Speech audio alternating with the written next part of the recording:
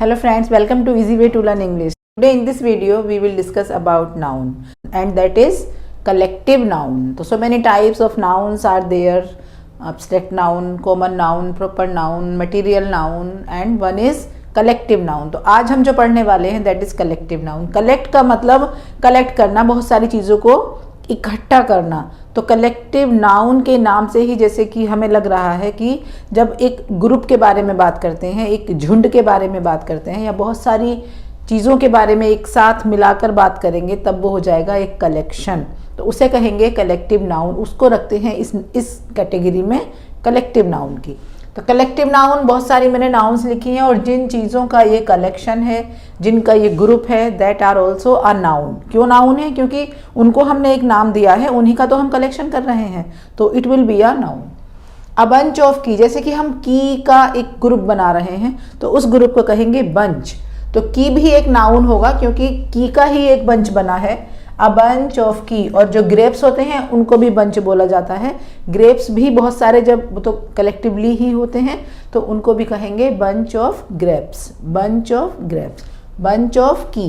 Bunch of keys, क्योंकि बहुत सारी कीज हैं तो बंच ऑफ कीज. अब आप कहेंगे कीज में भी तो बहुत सारी कीज हैं, वो भी तो एक कलेक्टिव नाउन हुआ. But this is not a collective noun because this is the plural of a noun word that is key. ये की का प्लूरल है कीज. लेकिन जो बंच ऑफ कीज है this is collective noun bunch. Bunch यहाँ पर collective noun है क्योंकि हमने इसको एक बनाया है.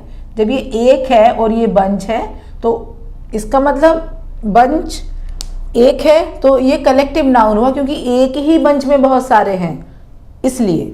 अ स्वार्म ऑफ बीज. स्वार्म ऑफ बीज, बीज के कलेक्शन को, बीज जब बहुत सारी होती हैं तब उनको कहा जाता है स्वार्म ऑफ बीज. आपको नए नए वर्ड्स आज मिलेंगे जो कि एक कलेक्टिव नाउन है. तो अगर आप नोट करना चाहें तो एक पेन और कॉपी लेकर बैठिए और उसको नोट कर सकते हैं. बहुत काम आएगा आपको जब आप कलेक्टिव नाउन के बारे में पढ़ेंगे अपने एग्जाम के लिए. स्वार्म ऑफ बीज. Pack of wolves. Pack of wolves. Pack का और भी एक मीनिंग होता है. वैसे तो पैक हम कहते हैं ना कि फेस पैक और कुछ पैक आते हैं. पैकेट भी थोड़ा सा रिजेंबल करता है इस वर्ड से, सिमिलर वर्ड्स हैं. तो पैक ऑफ वोल्व्स, ये पैक यहाँ पर एक कलेक्टिव नाउन है जो वोल्व्स के बारे में बता रहा है कि वहाँ पर बहुत सारे वोल्व्स हैं. A pride of Lions. Pride of Lions, बहुत सारे लायन जब कलेक्ट होंगे तो कलेक्टिवली उनको हम बोलेंगे प्राइड ऑफ लायन. प्राइड एक और भी वर्ड है जो कि अभिमान जिसका मतलब है, और ये हमेशा पॉजिटिव वे में यूज़ किया जाता है. पॉजिटिव टर्म है ये प्राइड. जैसे कि प्राउड होता है एक वर्ड, तो प्राउड को तो हम कैसे भी यूज़ कर सकते हैं. किसी को बोल देते हैं अरे तो बड़ा प्राउड करता है अपने ऊपर, वो पॉजिटिव सेंस में भी होता है और निगेटिव सेंस में भी होता है. बट यहाँ पर ये जो प्राइड है this is always in positive term. A flight of geese. Geese is an animal, उसके लिए हम यूज़ करेंगे फ्लाइट उसके कलेक्शन के लिए. जब बहुत सारे कलेक्टिवली होंगे collect then we will use flight. a flight of geese. a box of tools. tools कुछ भी औजार हो सकते हैं, जैसे बच्चों के जो ज्योमेट्री बॉक्स होता है उसको भी हम कहते हैं पेंसिल बॉक्स. ऐसे ही जो काम करने वाले होते हैं, कारपेंटर वगैरह जो लोग होते हैं, उनका भी एक टूल बॉक्स होता है तो उसको कहते हैं बॉक्स ऑफ टूल्स. तो बॉक्स यहाँ पर एक कलेक्टिव नाउन है. Crowd of people. पीपल अगर बहुत सारे कहीं इकट्ठे हो रहे हैं, खड़े हैं, तब हम कह सकते हैं crowd of people. Brood of chicks. Chicks चूजे, छोटे छोटे बड़े प्यारे प्यारे से जो होते हैं, उनके जो बहुत सारे कलेक्शन है उनका, तब हम कह सकते हैं ब्रूड ऑफ चिक्स. उनके झुंड को, उनके ग्रुप को कहते हैं brood. Bouquet of flowers. Bouquet की स्पेलिंग आज आप याद कर लेना, BOUQUET. Bouquet. Bouquet of flowers. Bouquet मतलब फूलों का गुच्छा, गुलदस्ता, that is bouquet. A sheath of arrows. Arrows जो तीर बाण. शीफ ऑफ एरोज, उसके ग्रुप को, उसके बहुत सारे होंगे तो sheath. Chest of chest of dryers. Dryers का मतलब, चेस्ट का मतलब एक और मीनिंग होता है. चेस्ट का मतलब खजाना होता है. कहीं अगर खजाना दबा होता है तो उसको भी हम चेस्ट बोलते हैं. किसी चीज़ में अगर खजाना होता है तो चेस्ट, खजाना. लेकिन यहाँ पर ये ड्रॉर्स का कलेक्टिव नाउन है यहाँ पर. तो ड्रॉर्स बहुत सारी होती है, वहाँ पर उसके लिए चेस्ट का यूज़ किया जाता है. अ लिटर ऑफ पपीज. पपीज प्यारे प्यारे, द बेबी ऑफ डॉग, उनको कहते हैं litre of puppies. A herd of buffalo. Buffaloes buffaloes के ग्रुप को heard, a herd of buffaloes. इसका मतलब जो मैं बता रही हूँ ये नहीं है कि ये हर्ड या ये बंच या ये स्वाम, पैक, प्राइड, ये सिर्फ हम इन्हीं के लिए यूज़ करेंगे। ये ऐसा नहीं है कि ये वर्ड सिर्फ इन्हीं के लिए बना है, ये और बहुत सारी चीज़ों के लिए भी काम में आता है। जैसे मैंने अभी इसका बताया था bunch of keys, bunch of grapes, तो बहुत सारी चीज़ों के लिए हम यूज़ कर सकते हैं। तो मैंने वन एग्जाम्पल ले लिया है ताकि आपको पता चले कि ये सारे जो नाउन्स हैं ये कलेक्टिव नाउन होते हैं। रेजिमेंट ऑफ सोल्जर्स, सोल्जर्स का दल, बहुत सारे soldiers, regiment. Squadron of policeman, बहुत सारे पुलिसमैन जब कलेक्ट होंगे तो squadron. A troop of dancers, dancers troop. Bench of जजेस, जजेज होते हैं बहुत सारे, उनको जब वो बैठते हैं तो उनको कहा जाता है बेंच ऑफ जजेस। जब 4-5 जज एक साथ बैठते हैं तो बेंच ऑफ जजेस, जो कि जजमेंट करते हैं, वहाँ पर फैसला करते हैं। फ्लीट ऑफ शिप्स, शिप्स उनका होता है तो उसको फ्लीट ऑफ शिप्स। फ्लीट यहाँ पर कलेक्टिव नाउन है और शिप्स यहाँ पर एक कॉमन नाउन ही है। ये जो इधर वाले ऑफ के बाद वाले हैं, दीज आर कॉमन नाउन्स, और जो ये हैं कलेक्टिव नाउन। सारे कलेक्टिव नाउन नहीं है ये। कॉयर कलेक्टिव नाउन है और सिंगर्स एक कॉमन नाउन है, और कॉमन नाउन का भी प्लूरल है, सिंगर का सिंगर्स। कॉमन नाउन और कॉयर का कॉयर्स नहीं होगा। क्यों? क्योंकि ये तो ऑलरेडी एक कलेक्टिव नाउन है, कॉयर ही रहेगा। और वैसे भी हमने इसके सामने आ लगा रखा है। आ एक आर्टिकल है जो कॉयर को क्वालिफाई कर रहा है। एक कॉयर मतलब ग्रुप, किसका? सिंगर्स का। A group of trees, trees जब बहुत सारे होंगे तो ग्रुप यहाँ पर कलेक्टिव नाउन है, ट्रीज यहाँ पर कॉमन नाउन है। Shoal of fish, fish common noun है, शॉल कलेक्टिव नाउन है।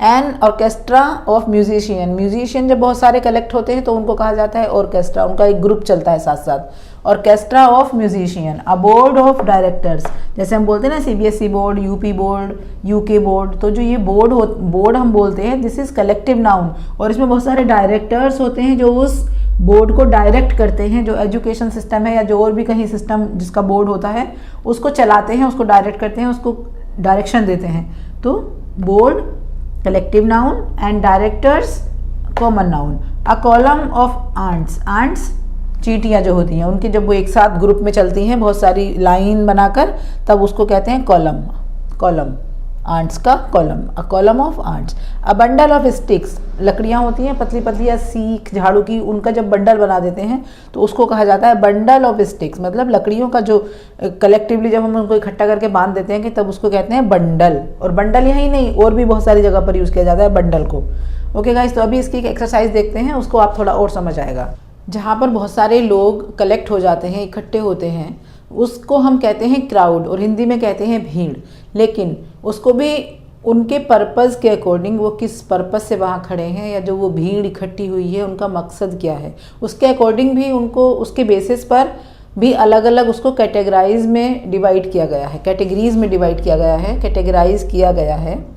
तो देखते हैं, जैसे कि a number of people listening to a lecture, एक अगर लेक्चर सुन रही है, बहुत सारे लोग अगर लेक्चर सुन रहे हैं तो उसको हम कहते हैं ऑडियंस, क्योंकि वो सुन रहे हैं। अगर वो देख रहे हैं तो उसका मीनिंग कुछ और होगा, वहाँ पर उसके लिए एक कलेक्टिव नाउन जो वर्ड होगा एक, वो कुछ और होगा। यहाँ पर हम बात कर रहे हैं सिर्फ सुनने की, they are only listening. A number of people listening to a lecture, वो सिर्फ लेक्चर को सुन रहे हैं, तब हम उसको बोलेंगे। या भीड़ में जब कोई लीडर बोलता है तो उसकी जो पब्लिक सुनती है तो उसको हम कहते हैं ऑडियंस, क्योंकि हम सिर्फ सुन रहे हैं, और ऑडियो का मतलब होता है सुनना, तो उसी से बना है audience. A number of people listening to a lecture, that is audience, this is collective noun.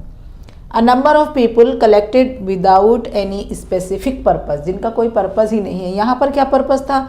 यहाँ उनका पर्पज़ था कि कोई लीडर सामने खड़ा है, कोई लेक्चरर सामने खड़ा है, कोई टीचर सामने खड़ा है, कोई अच्छा बंदा जिसको सब सुनना चाह रहे हैं, कोई सेलिब्रिटी सामने खड़ा है और उसको सुन रहे हैं, दैट इज़ ऑडियंस हो गई वो उसकी। लेकिन यहाँ पर क्या है? स्पेसिफिक पर्पज़, एक विदाउट एनी स्पेसिफिक पर्पज़, कोई पर्पज़ नहीं है, लोग बस ऐसे ही खड़े हैं, दैट इज क्राउड, उसको हम कहेंगे क्राउड, और that is collective noun. A number of purpose at a religious meeting, अगर कोई रिलीजियस मीटिंग है तब उसको हम कहेंगे कॉन्ग्रीगेशन। कॉन्ग्रीगेशन, जब कोई धार्मिक, हम किसी धर्म के बारे में बात करने के लिए लोगों को इकट्ठा किया गया है वहाँ पर, तब उसको कहते हैं congregation.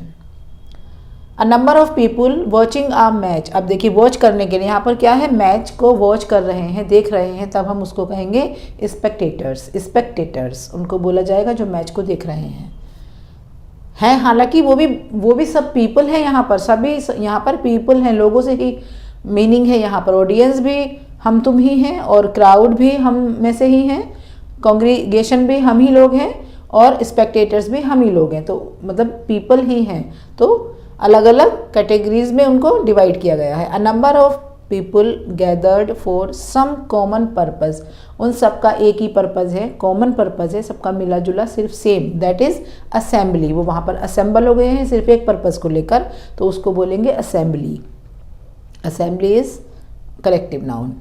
A number of people for some destructive purpose. Destructive का मतलब होता है किसी को नुकसान पहुँचाने वाला। सपोज आप बाइक से जा रहे हो, आपसे कोई टकरा गया, कोई बच्चा टकरा गया, कुछ भी हो गया, सपोज ऐसा ना ही होना चाहिए वैसे तो, लेकिन अगर बाई चांस किसी के साथ ऐसा कोई इंसिडेंट हो जाता है तो वहाँ पर के जो आसपास के लोग होते हैं ऐसे आते हैं वो कि बस उस बंदे को तो मार ही दो बिल्कुल, कि वो उससे बच्चे से या किसी चीज़ से किसी को नुकसान उसने कैसे पहुँचा दिया, कैसे वो उस इंसान से टकरा गया, कैसे उसने एक्सीडेंट कर दिया, जबकि वो बिल्कुल अचानक से होता है, अनविलिंगली होता है, वो चाहता नहीं किसी को नुकसान पहुंचाना, लेकिन वो जो पब्लिक है वहाँ पर इकट्ठी हुई वो उसको ज़रूर नुकसान पहुंचाएगी और उसको मारने के लिए तैयार हो जाते हैं। तो उस वाली पब्लिक को जो कि बिल्कुल नुकसान पहुँचाने के लिए इकट्ठी हो गई है बिना किसी मतलब के, उन्हें कोई मतलब नहीं है, कोई सिंपैथी नहीं है किसी के साथ, उसको कहते हैं मॉब। उसको कहते हैं मॉब, उस वाली भीड़ को। अब हम कुछ ऐसी कलेक्टिव नाउन देखेंगे जो मैंने यहाँ पर आपके हेल्प के लिए ये कलेक्टिव नाउन लिखी हुई हैं। Bundle, flight, battalion, litre, Q, constellation. अब ये कुछ सेंटेंसेस हैं, इनके अंदर आपको इनको फिल करना है, जो भी सुटेबल होगा वहाँ पर फिट करना है, कहाँ पर किस सेंटेंस में कौन सा कलेक्टिव नाउन फिट होता है। There was a long in front of the stadium. अब आप देखिए, there was a long in front of the stadium. Stadium के सामने बहुत लंबा क्या था, बहुत सारा क्या था। बंडल आ सकता है, नहीं आ सकता। Flight, no. Battalion, there was a long battalion in front of the stadium, no, not at all. Litter, no, litter तो हम वैसे भी पपी के यंग वंस को बोलते हैं।